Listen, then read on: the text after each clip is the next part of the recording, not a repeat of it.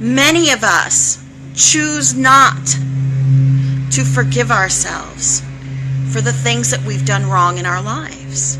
We don't understand how to forgive.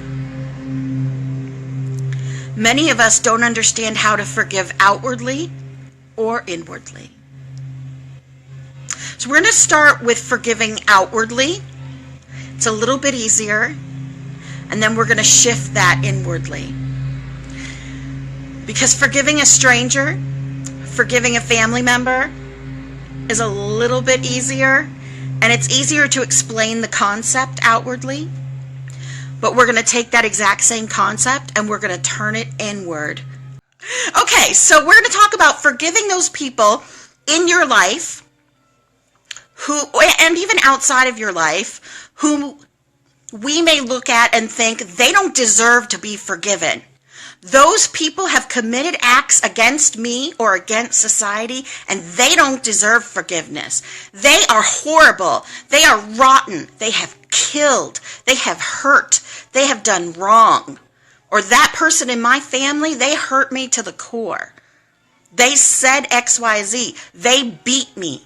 They hurt me. They killed that person. I mean, we can list a million different things. Pain is pain, right? And we don't want to be saying my pain is worse than that person's pain. Everybody out there is watching this. They have a pain that to them is extreme. These people who are committing these heinous acts are in pain. All right, so we're going to direct it. I want you to think of a person who has done something very wrong to you. You personally out there, okay? And this is going to be hard. And you might get mad at me, okay? I'm going to warn you right now. You might get very mad at me right now. And if you get mad at me and you need to turn this off for a moment, I want you to remember that every time that someone brings up a strong reaction in you, that's an unhealed place inside of you that needs to be addressed. And I want you to come back to this when you're feeling a little bit stronger, when you're feeling a little bit more calm, and when you've looked at that unhealed place and you can come back to it, okay? I'm going to tell you a story, and I'm going to explain it this way, and I want you to take the advice that I gave him in the same way. And I want you to think about that person in your life who hurt you, the perpetrator, the person who injured you, the person who broke your heart, the person that changed you, scarred you, traumatized you, okay? A friend of mine, one of the women that he loved in his life more than anything, while they were involved, they lived on the streets, they were punks in the 80s and lived on the streets. She was grabbed off the street, dragged into a back alley, and basically gang raped by 2 or 3 men. And found her way back to the abandoned building that they lived in. This was back in the 80s. When we had this conversation, it was about a year ago, and he was in his late 40s. And he had lived his entire life getting into fist fights at the drop of a hat because he still carried so much rage and so much anger and so much pain and so much just hating the world for what had happened to his friend. And feeling like those people were unforgivable. There was no way to forgive those people ever for what they had done. Ever. And this was the advice that I gave him. And this is the advice that I gave you, that I will give you right now. Every human on this planet is a mortal vessel housing a divine being.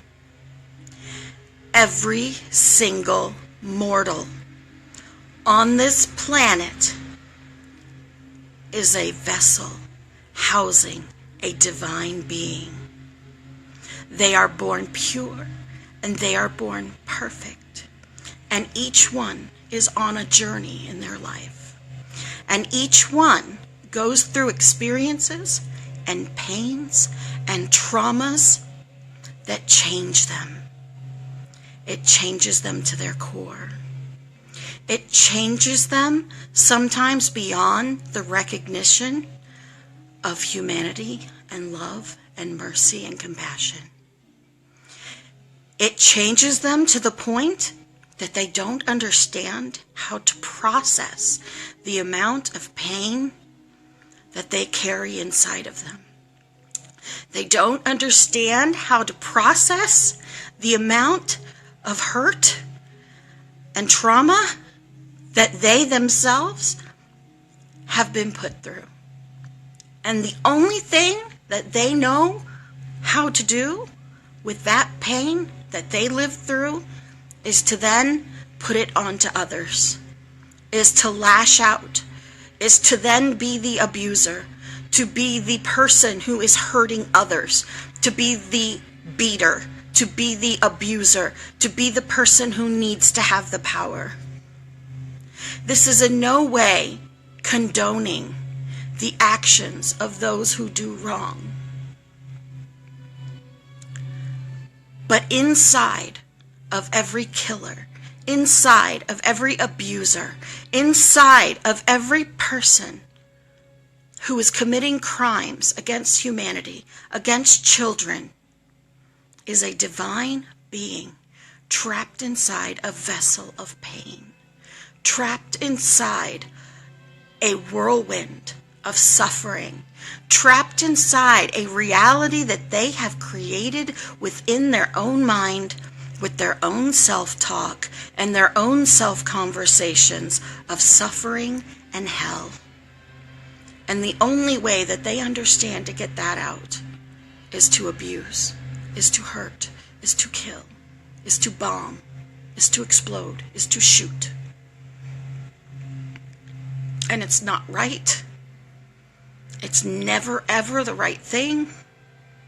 But they don't know any other way.